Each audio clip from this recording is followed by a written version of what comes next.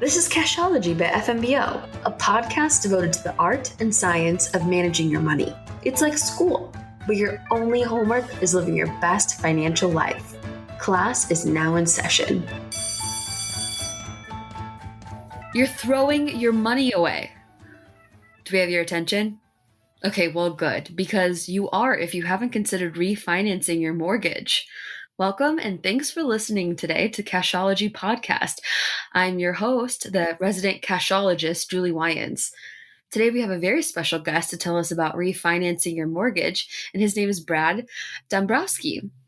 Brad has been with FMBO for over 6 years, and when he's not working as a mortgage loan originator, you can find him being a dad to 4 kids and watching football. See, bankers, they're just like us.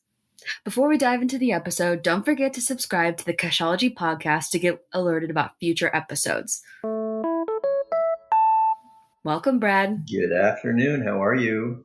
Doing great. Excited to learn more about refinancing a mortgage. Happy to help.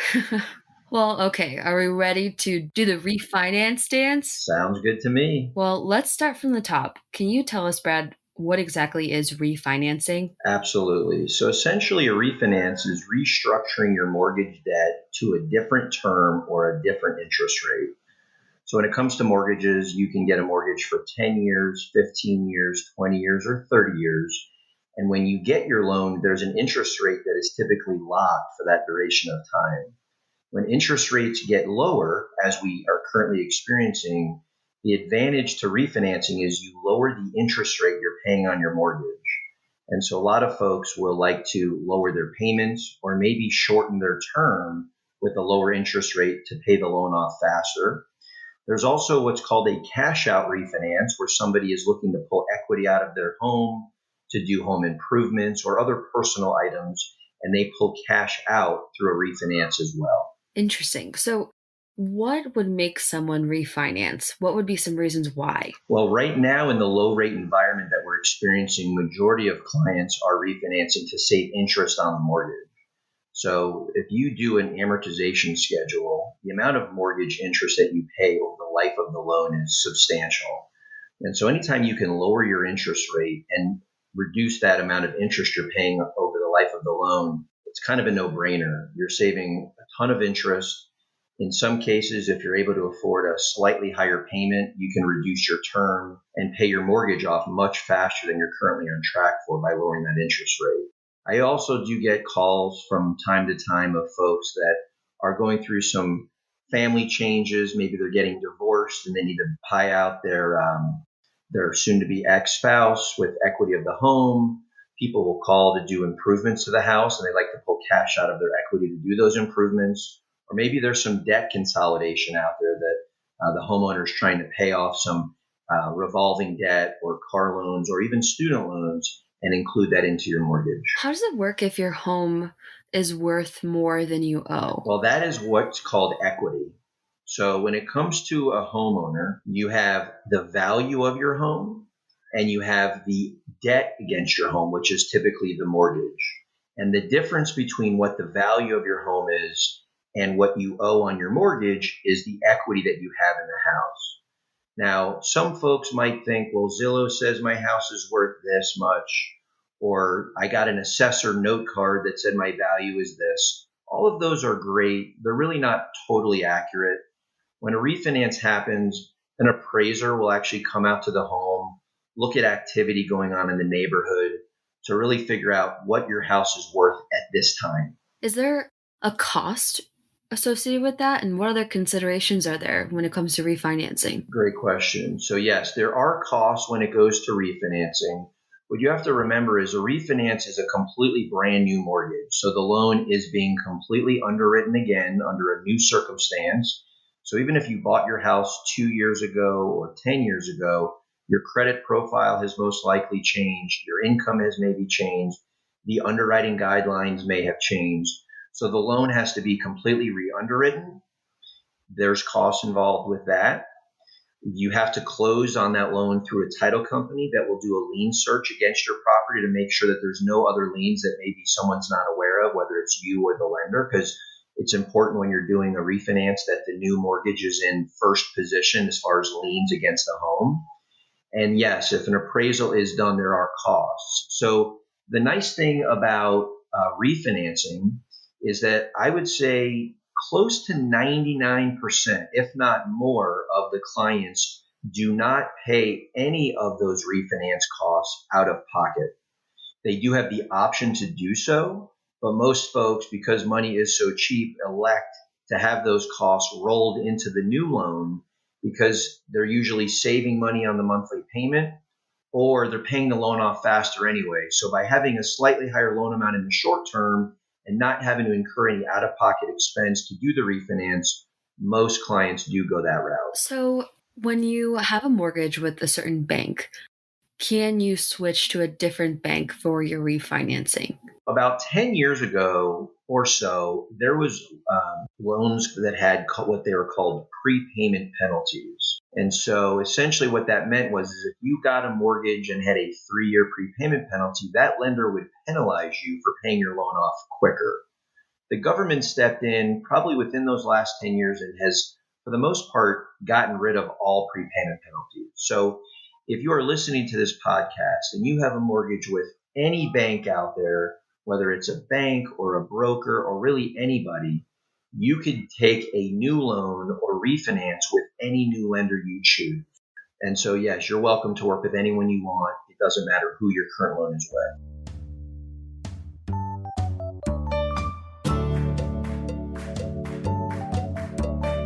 So I love being a customer of First National. I want to know if I were to refinance my home through First National, what would I expect? Great question. Well, every loan officer runs their business a little bit differently, but first you should expect very competitive interest rates, very competitive costs affiliated with that.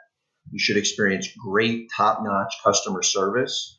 And then the most important piece is at First National Bank, we service all of our loans.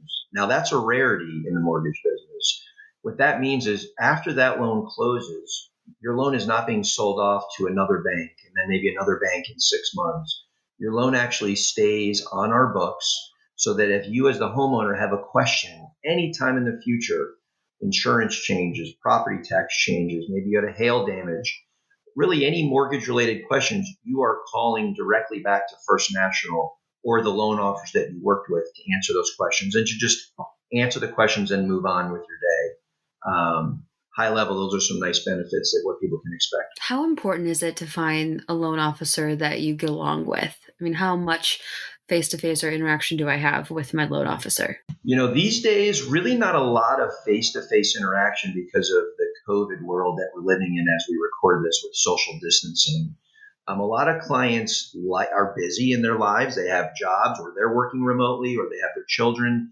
And so they like the idea that they are not required to meet face-to-face to do a refinance. Now, don't get me wrong. If someone's listening to this podcast and they would prefer to meet face-to-face, we always make those accommodations, but it is not required. And so we try to make it as convenient as possible. Typically, we'll start gathering information. If your loan's already with us, we'll recap what you've already had to make sure what has changed and really just to make the experience as smooth as possible. You mentioned in the beginning, should you like the loan officer that you're working with? Here's the thing.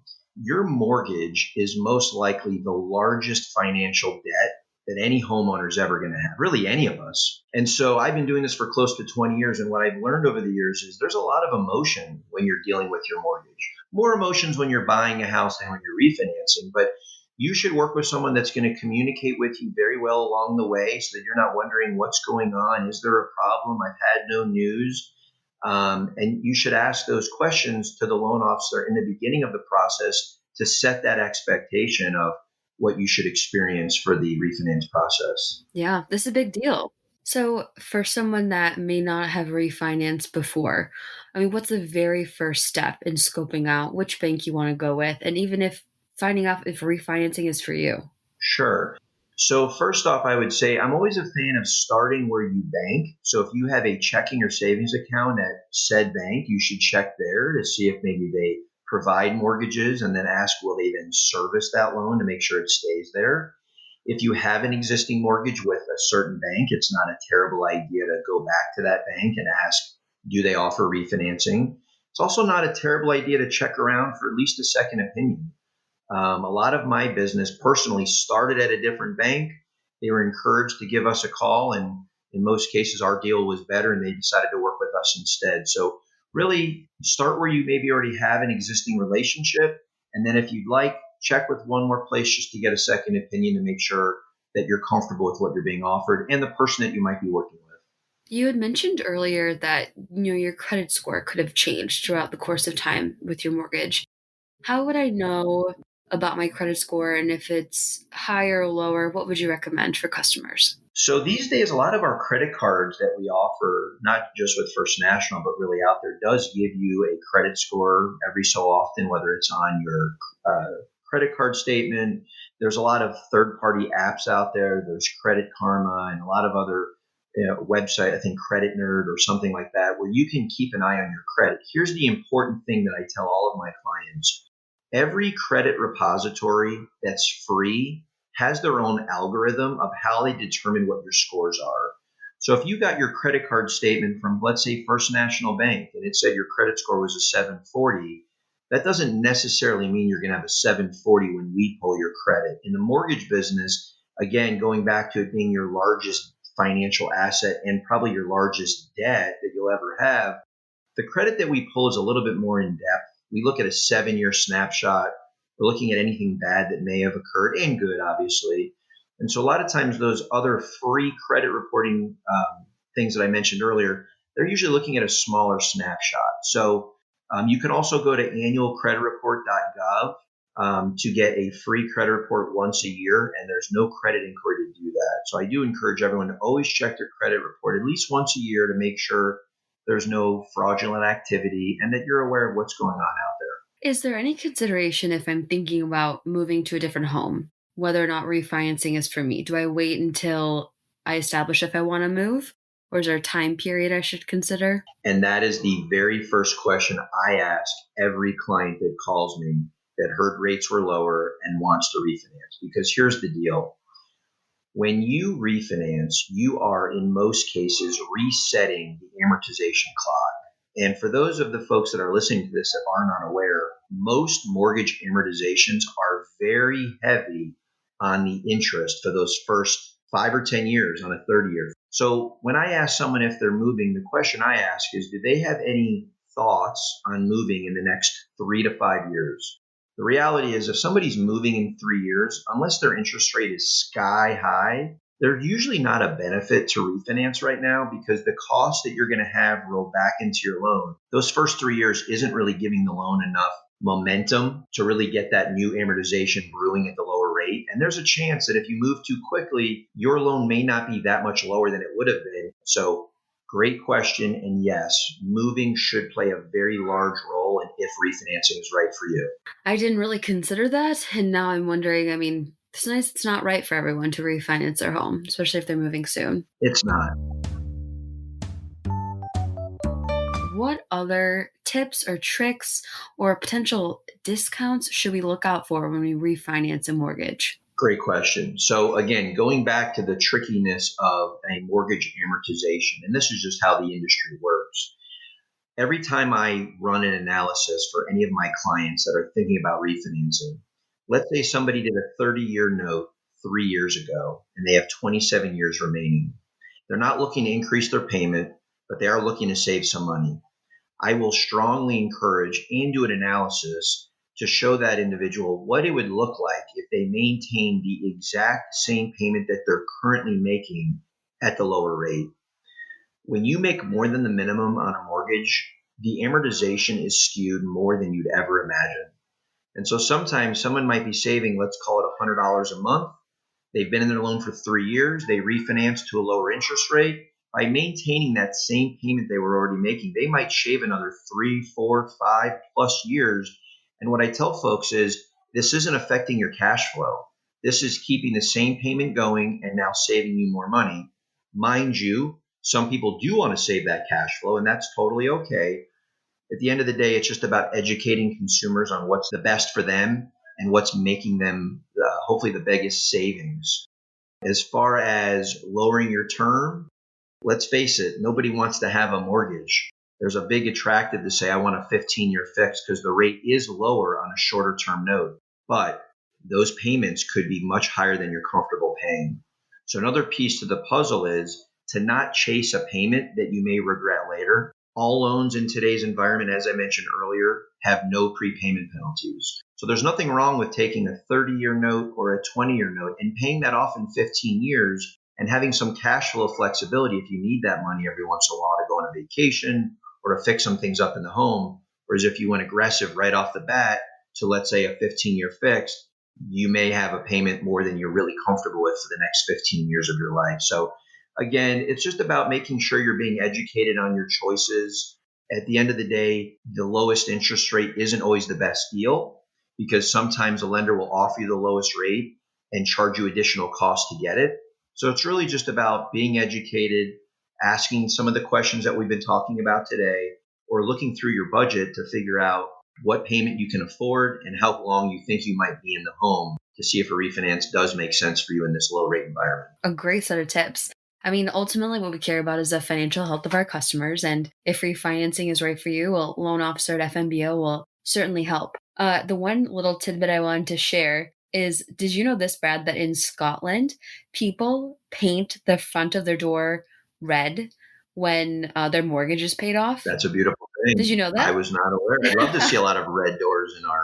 Yeah, we want to see a lot of red doors. Well, Brad, if a customer wants to get in contact with you about refinancing their mortgage, how would they do that? So first, I am located at the First National Bank branch at 132nd and Center. The best way to reach me is typically through my cell phone, which is 402-512-0041. My website is a great place to get some more information and to fill out information if somebody wanted to look what a refinance looks like. And that is my name, BradDombrosky.com. Awesome. Brad, you've been a great guest. Thank you so much for sharing all of your knowledge with us. Thank you for the time. Have a great day. Yeah, thanks everyone for listening. Don't forget to subscribe and keep an eye out for future episodes of the Cashology Podcast coming soon.